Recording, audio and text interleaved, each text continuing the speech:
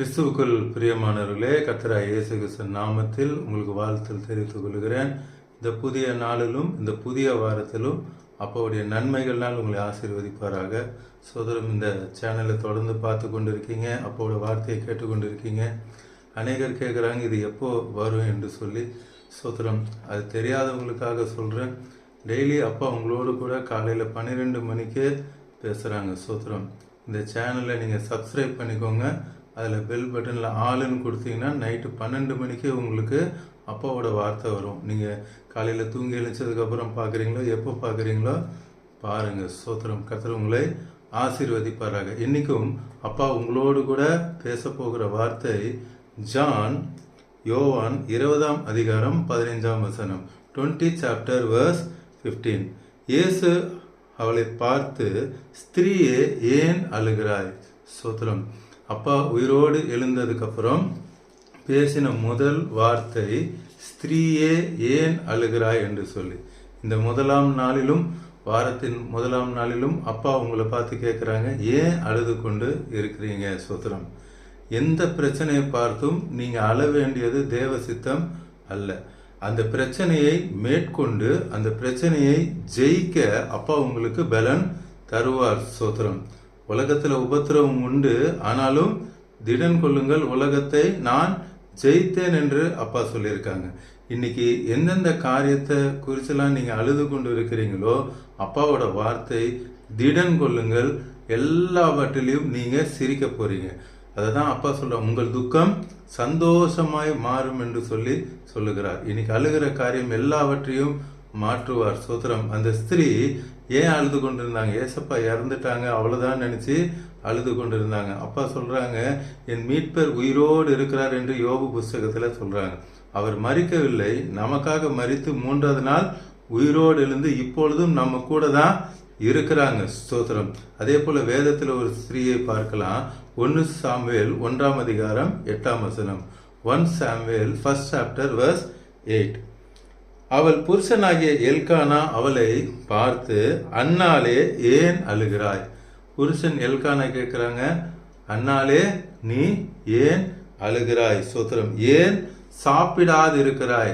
இன்னைக்கு கேட்குறாங்க, அப்பா ஏன் சாப்பிடாம இருக்கீங்க? இந்த பிரச்சனையை பார்த்து ஏன் உங்களை நீங்களே பட்டினி போட்டுக்கிறீங்க? சோத்திரம், இந்த பிரச்சனையை பார்த்து நீங்க பட்டினி பண்ணீங்கன்னா இந்த பிரச்சனைக்கு நீங்க தான் யுத்தம் செய்யறீங்கன்னு அர்த்தம். சோத்திரம், கர்த்தர் உங்களுக்காக யுத்தம் பண்ணுவார், நீங்கள் சும்மா இருப்பீங்க. சோத்திரம், பிரச்சனையை பார்த்து பட்டினி போறதுனால ஒன்றாகாது. உங்க சரீரம் தான் பலவீனம் அடைந்து வியாதி வந்து, பிசாசோட தந்திரமே அதுதான். உங்க சரீரம் தேவனுடைய ஆலயம், அதை கெடுக்க உங்களுக்கு அதிகாரமே கிடையாது. அதை நீங்க பட்டினியா இருந்து கெடுத்து உங்களை உருக்குலைந்து போகணும் தான் பிசாசோட திட்டம். பிசாசோட திட்டத்துக்கு நீங்க இடம் கொடுத்து கொண்டு இருக்கிறீங்க. சோத்திரம், இன்னைக்கு காலையில அப்பா பேசுறாங்க, உங்ககிட்ட தீர்க்க தரிசனமா பேசுறாங்க. இதுக்காக நீங்க ஏன் பட்டினியா கிடக்குறீங்க? சோதரம், இதுக்காக இந்த பிரச்சனைக்காக நீங்க பட்டினி கிடக்க வேண்டிய அவசியமே இல்லை. அடுத்து ஏன் சஞ்சலப்பட்டு கொண்டு இருக்கீங்க? சோத்திரம், எதை குறித்து நீங்க சஞ்சலப்பட வேண்டிய அவசியமே இல்லை. சோத்திரம், அப்பாவோட பாதத்துல எல்லாவற்றையும் என்ன பண்ணிடணும்? நீங்க ஊற்றி விட வேண்டும். அதை குறித்து நீங்க சஞ்சலப்பட்டு கொண்ட அவசியமே இருக்க வேண்டிய அவசியமே இல்லை. சோத்திரம், 10 குமாரனை பார்க்கலும் நான் உனக்கு, கணவர் சொல்றாரு 10 குமாரன்.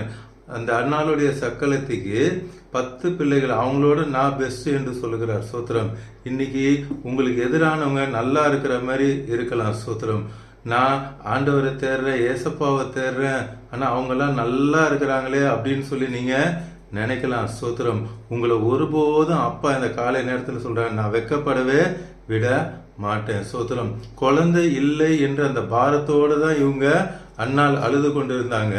அந்த அண்ணால் அப்பா எப்படி ஆசீர்வதிச்சாங்க தெரியுமா? சோத்திரம், 1 சாமுவேல் 2ஆம் அதிகாரம் 5ஆவது வசனம், 1 சாமுவேல் 2nd சாப்டர் verse 5. திருப்தியா இருந்தவர்கள் அப்பத்துக்காக கூலி வேலை செய்கிறார்கள், பசியா இருந்தவர்களோ இனி பசியா இரார்கள். எந்த காரியத்திலலாம் நீங்க பசியா இருந்தீங்களோ, வேதனையோடு இருந்தீங்களோ, அப்பா சொல்றாங்க இனி அந்த காரியத்தை குறித்து நீங்க கவலைப்பட வேண்டிய அவசியமே இல்லை. இந்த காலை நேரத்தில் அப்பா தீர்க்க தரிசனமாக பேசிக்கொண்டிருக்கிறார். எந்த காரியெல்லாம் உங்களுக்கு பிரச்சனையா, போராட்டமா, வருத்தமா இருந்து நீங்க நினைச்சீங்களோ அது இனிமேல் உங்கள் லைஃப்லயே இருக்காது என்று சொல்லி அப்பா பேசிக்கொண்டிருக்காங்க. சோத்திரம். அடுத்து சொல்றாங்க, மலடியா இருந்தவள் 7 பெற்றாள். அல்லேலூயா. சோத்திரம். மலடியா இருந்தவள் அந்த அம்மா அழுது கொண்டு இருந்தாங்க. சோதரம். 7 பெற்றாள் என்று சொல்ல இந்த வசனம் அப்படி அர்த்தம் கிடையாது. 7 பெற்றாள் என்றால் 7 விதமான, அந்த அம்மா ஒரு குழந்தை கிடைச்சா, ஒரு சாதாரண ஒரு குழந்தை கிடைச்சா போதும்னு நினைச்சாங்க. ஆனா அப்பா கொடுக்குற ஆசீர்வாதம் அப்படி அல்ல. சோத்திரம். நீங்களும் ஒரு சின்ன ஆசீர்வாதம், இந்த பிரச்சனையில ஒரு சின்ன ஆசீர்வாதம் கிடைச்சா நல்லா இருக்குமே அப்படின்னு சொல்லி நினைக்கிறீங்க.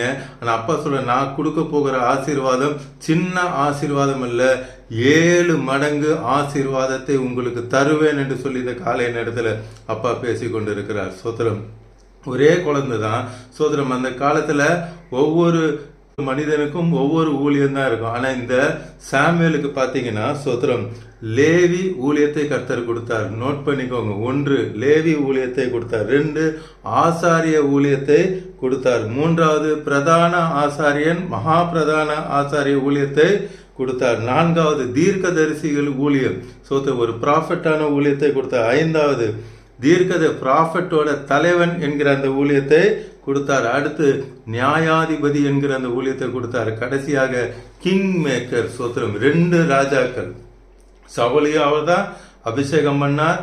அடுத்து தாவீதையும் அவர் தான் அபிஷேகம் பண்ணார். ஒரு சாதாரண குழந்தை தான் வேணும்னு அந்த அம்மா கேட்டாங்க. நீங்களும் எனக்கு ஒரு இந்த சின்ன ஒரு அற்புதம் நடக்காதான்னு சொல்லி தான் நீங்க நினைச்சிட்டு இருக்கீங்க. ஆனா அப்பா உங்களுக்கு செய்ய போகிற அற்புதம் 7 மடங்கு பெரிய அற்புதம். அல்லேலூயா. சோதரம். இப்பொழுது நாம் கண்களை மூடி ஜெபிக்கலாமா? சோதரம். அன்பின் பரலோக தகப்பனே, இந்த காலை நேரத்திலும் இப்படி பிள்ளைகளோடு கூட பேசுனீங்கப்பா. ஏன் அழுது கொண்டு இருக்கீங்க? ஏன் சஞ்சலப்பட்டு கொண்டு இருக்கீங்க? சோதரம். ஏன் சாப்பிடாம இருக்கிறீங்க? சோதரம். எல்லாவற்றையும் தூர எரியுங்கள் என்று சொல்லுகிறார். சோதரம். நான் உன்னோடு கூட இருக்கிறேன். எல்லாவற்றிலும் ஜெயம் கொடுக்க நான் உன்னோடு கூட இருக்கிறேன்.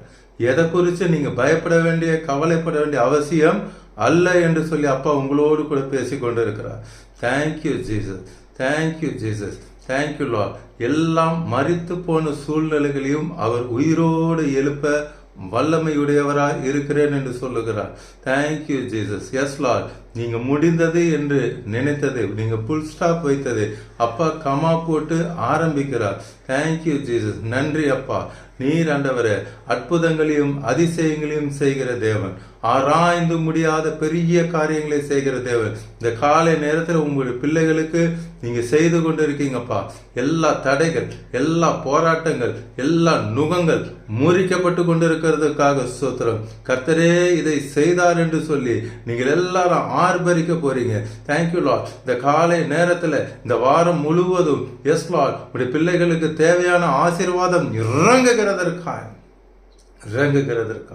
குடும்பத்தில் எல்லாரையும் ரட்சித்து ஆசீர்வதிக்கிறதுக்காய் நன்றி அப்பா. அவருடைய கண்ணீரை நீர் துடைத்து விட்டு எஸ் லார்ட் 7 மடங்கு அப்பா நீங்க கொடுத்ததுக்காய் ஸ்தோத்திரம். Thank you Lord. இயேசு நாமத்தில் ஜெபிக்கிறேன் நல்ல பிதாவே. ஆமென். ஆமென்.